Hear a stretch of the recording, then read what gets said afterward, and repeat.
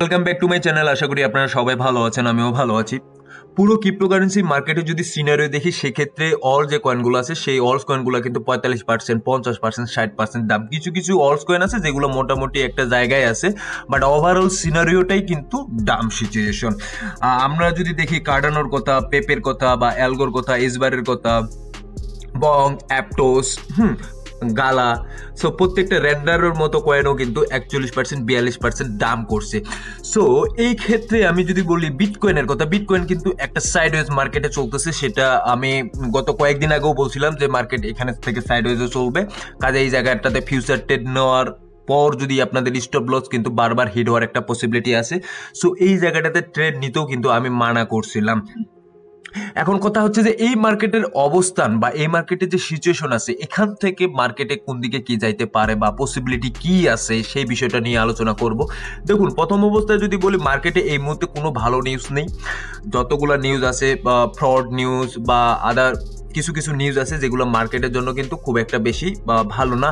তবে বিটকয়েনের ক্ষেত্রে কিছু কিছু নিউজ আসতেছে, যে নিউজগুলো কিন্তু বিটকয়েনে খুব একটা ভালো পজিটিভ মুভমেন্ট না আসলেও সেক্ষেত্রে আমরা দেখতে পাচ্ছি যে বিটকয়েন একটা জায়গায় আছে। বাট গতকালকে যদি আমি একটা জিনিস আপনাদেরকে দেখাই সিনারিও, সেটা হচ্ছে সোলানার কথা। সোলানা হঠাৎ করে গতকালকে গত কয়েকদিন ধরে কিন্তু ডাম সিচুয়েশনে আছে এবং নিচের দিকে আসতেছে। এবং এই বিষয়টা হয়তোবা অনেকেই জানেন, হয়তোবা অনেকেই জানেন না। সিম্পলি যদি এই বিষয়টা বলি, সিম্পল বিষয়টা হইতেছে যে যত পরিমাণে মিম কয়েন আসতেছে, এই মিম কয়েনগুলো কিন্তু সোলানা ডেক্সে, সোলানা পেয়ারে কিন্তু এগুলো তৈরি হইতেছে, ইকোসিস্টেমে তৈরি হইতেছে। বাট মানুষ যখন বুঝতে পারতেছে যে সোলানার হয়তোবা এখান থেকে কিছু একটা কন্ট্রিবিউশন আছে বা এখানে কিছু পার্টনারশিপ আছে, দ্যাটস হোয়াই কিন্তু মার্কেট সোলানা থেকে একটু বিরত থাকতেছে মানুষজন এবং সোলানাকে ইগনোর করতেছে। এবং এটার ফলশ্রুতিতে কিন্তু গতকালকে আমরা দেখছিলাম যে ইথিরিয়ামে কিছুটা পাম্প করছিল, $2800 পর্যন্ত, $2800 পর্যন্ত ইথিরিয়াম কালকে গেছিল। আবার যদি মার্কেটের এই মুহূর্তে কন্ডিশন যদি বলি ইথিরিয়ামে, সেক্ষেত্রে আবার কিন্তু 2800 থেকে আবার নিচের দিকে চলে আসে। সো ওভারঅল যদি দেখি, সেক্ষেত্রে ওভারঅল মার্কেটের সিচুয়েশন পুরাটাই খারাপ। এখন কথা হচ্ছে যে এই মুহূর্তে আমাদের পোর্টফোলিও কিন্তু মোটামুটি অনেকটাই নিচের দিকে চলে গেছে এবং এইখান থেকে যে সামনের দিকে অগ্রসর হবে বা সামনের দিকে অগ্রসর হওয়ার যে একটা পসিবিলিটি আছে, এই মুহূর্তে কিন্তু কোনো কিছু বোঝা যাচ্ছে না। বাট আমার মনে হয় এই জায়গাটাতে আমাদের একটু ধৈর্য ধরতে হবে। আমি অনেকদিন ধরেই আপনাদেরকে বলতেছিলাম যে এই জায়গাটাতে ধৈর্য ধরতে হবে এবং আমি জানি যে এই জায়গাটাতে অনেকে মার্কেট থেকে অলরেডি কোয়াইট করছেন এবং অনেকে মার্কেট অলরেডি ছেড়ে দিচ্ছেন, যে মার্কেটে যতটুকু আপনাদের ক্যাশ ছিল বা ডলার ছিল সেই ডলারটা আপনারা এখান থেকে উইথড্র করে নিয়েছেন এবং উইথড্র করার পর এখন একটু চিন্তা মুক্ত আছেন। বাট যে জিনিসটা হচ্ছে, আপনাদের যে লসটা হয়ে গেছে, এই লসটা কিন্তু রিকভার করার আর পসিবিলিটি নেই। বাট এই কথাগুলো তাদের জন্য যারা এখন পর্যন্ত দাঁতে দাঁত চেপে এই মার্কেটে এখনো আছেন, তাদের জন্য আমি বলতে চাই যে দেখুন, মার্কেটে এই সিচুয়েশন, এতদিন একটা মার্কেট সাইডওয়েজে চলতেছে, তার মানে কোনো কিছু একটা হচ্ছে সামনের দিকে এবং এই জায়গাটাতে কিন্তু খুব একটা বেশি ভলাটিলিটি আমরা দেখতে পাচ্ছি না। বাট কিছু কিছু কয়েন আছে যে কয়েনগুলো মোটামুটি 2%, 3% করে পাম্প করতেছে, আবার ডাম্প করতেছে, পাম্প করতেছে, আবার ডাম্প করতেছে, ওই 2-1%-এর মধ্যেই এই মার্কেটটা থাকতেছে। সো এখন কথা হইতেছে যে মার্কেট থেকে কি আমরা কি কোয়াইট করব? অলমোস্ট কিন্তু আমাদের পোর্টফোলিও জিরো হয়ে গেছে। অলমোস্ট আমাদের পোর্টফোলিও যেটা আছে সেটা 60%, 70% নাই বললেও চলে। এখন এই মুহূর্তে আমি কিন্তু কোনো কয়েন সাজেস্ট করতেছি না যে আপনারা কোনো কয়েন এই মুহূর্তে কিনেন। বাট যারা আপনারা মার্কেটে আসতে চাচ্ছেন বা যারা মার্কেটে এন্ট্রি নিতে চাচ্ছেন, তাদের জন্য কিন্তু তারা মার্কেটে অবশ্যই এই জায়গাগুলোতে এন্ট্রি নিতে পারেন, ভালো ভালো কয়েনগুলোতে। কারণ এই মুহূর্তে যে কয়েনের অবস্থান বা সিচুয়েশন আছে, এখান থেকে কিন্তু 60%, 70%, অন এন অ্যাভারেজ 50% কিন্তু এই জায়গাটাতে দাম। সো 50% দাম মানে এই 50%-এর কমিশনে যে আপনারা কয়েনগুলো কিনতে পারতেছেন, সেটা কিন্তু আমরা আপনাদের জন্য বেস্ট অপশন। এখন ডিসি এর কথা আমি বলতেছি, ডিসি এর কথাটা এর আগে অনেকবার বলছিলাম যে ডিসিএ করুন। দেখুন, এই মুহূর্তে যদি মার্কেটের সিচুয়েশন দেখি, ডিসিএ করার কথা আমি এই মুহূর্তে বলার কোনো প্রশ্নই আসে না। মার্কেটে যদি টোটাল 3 মানে অল যে কয়েনগুলো আছে, সেই অলস কয়েনের যদি সিচুয়েশন দেখি, সেক্ষেত্রে কিন্তু অল যে সিনারিও সেটা হচ্ছে আপনার এই মুহূর্তে $892 বিলিয়ন আছে, যেটা আমি এর আগে টার্গেট দিয়েছিলাম যে এখান থেকে যদি 1 ট্রিলিয়ন পর্যন্ত যেতে পারে, সেক্ষেত্রে আমাদের মোটামুটি একটা সেফ জোনে থাকবো 1 ট্রিলিয়ন। বাট এখান থেকে যেটা দেখতে পাচ্ছি, এই জায়গাটাতে মার্কেটে ক্রিপ্টো কারেন্সির যে সংখ্যাটা, টোকেন বা কয়েনের সংখ্যাটা বাড়তেছে প্রতিনিয়ত। এবং বাট কিন্তু মার্কেটে কিন্তু ওইরকম ভলিউম জেনারেট হচ্ছে না, ওইরকম কিন্তু আপনাদের ওই টাকা মানে ইনজেক্ট হচ্ছে না। এখন এই যে যতগুলো টাকা আছে এই মার্কেটে, ওই টাকাগুলোই কিন্তু সেপারেটলি ওই জায়গাগুলোতে চলে যাইতেছে।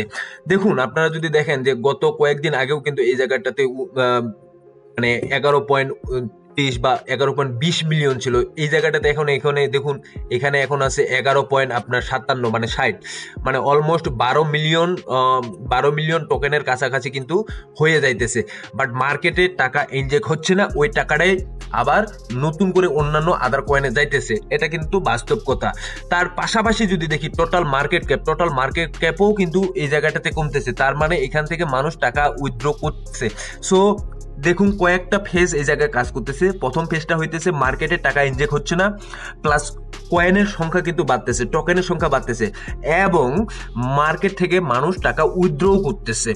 তিনটা ফেজ এই জায়গায় কাজ করতেছে। কাজে এই জায়গার এই মুহূর্তে ওভারঅল সিচুয়েশনটা হইতেছে মার্কেট টোটালটাই বিয়ারিশ। বাট এখন কথা হচ্ছে যে মার্কেট যে বিয়ারিশ, আমাদের আর কতদিন হোল্ড করতে হবে, বা আমরা এখানে আর কতদিন হোল্ড করব।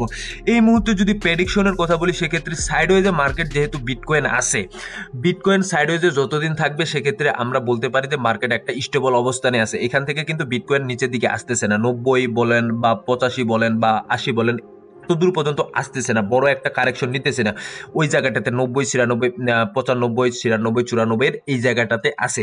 সো আমার মনে হয় যে এখান থেকে হয়তোবা মার্কেট সামনের দিকে খুব একটা মোটামুটি একটা জায়গায় সামনের দিকে একটা করতে পারে, বড় পাম্প করতে পারে। অথবা এখান থেকে যদি বড় পাম্প না আসে, সেক্ষেত্রে হয়তো বা এখান থেকে মার্কেট যদি আর একটু কারেকশন নিয়ে যদি এই জায়গাটাতে 80, 88 বা 89 পর্যন্ত আসে, দেন এখান থেকে কিন্তু আমরা মার্কেটে একটা বড় পাম্প দেখতে পাবো। সো এই জায়গাটাতে আমাদের ধৈর্য ধরতে হবে। এখন ধৈর্য ধরার কথাটা কেন বলতেছি, মার্কেট কিন্তু এইখান থেকে ডাম্প করতেছে না, একটা সাইডওয়েজ মার্কেট চলতেছে। প্রত্যেকটা কয়েনে যদি বলি সাইডওয়েজ মার্কেটে চলতেছে। এখন যদি এখান থেকে বারবার প্রতিনিয়ত ডাম্প করতেই থাকে, সেক্ষেত্রে বিষয়টা কিন্তু আলাদা। যেহেতু সাইডওয়েজ মার্কেটে চলতেছে, এই মুহূর্তে হতাশা হওয়ার কোনো কিছু নাই। এর নিচেও যদি একটা আসে, সো প্রত্যেকটা অলস কয়েনের মোটামুটি কিছু একটা জায়গায় সাপোর্ট জোন আছে, যেগুলো স্ট্রং বেজের অল কয়েন আছে, সেগুলোর একটা সাপোর্ট জোন আছে, এবং ওই সাপোর্ট জোনগুলো যদি ক্রস করে সেক্ষেত্রে আমাদের জন্য ভয়ঙ্কর। বাট সাপোর্ট জোনে যেহেতু আছে, সেক্ষেত্রে আমরা একটু হতাশ এই জায়গাটাতে হব না। বাট যে জিনিসটা মনে রাখতে হবে, সেই জিনিসটা হইতেছে মার্কেটে এই মুহূর্তে ডিসিও করারও কোনো প্রয়োজন নেই, ডিসিও আমরা করব না। এবং যে ভালো ভালো অলস কয়েনগুলো এখন নিচের দিকে আছে, যারাই ইনভেস্ট করতে চায় তারা কিন্তু ওই ভালো ভালো কয়েনগুলোতে ইনভেস্ট করতে পারেন।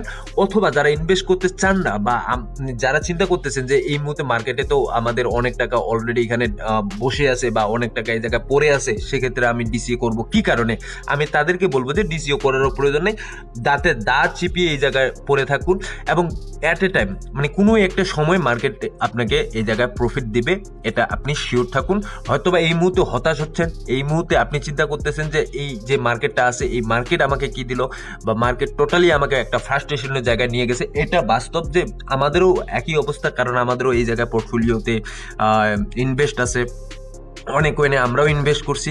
সো কাজে আমি যে জিনিসটা বলতেছি, সেই জিনিসটা হইতেছে ধৈর্য ধরতে হবে, প্যাশন ধরতে হবে, আদারওয়াইজ এটা পসিবল না যে সামনের দিকে কি হচ্ছে।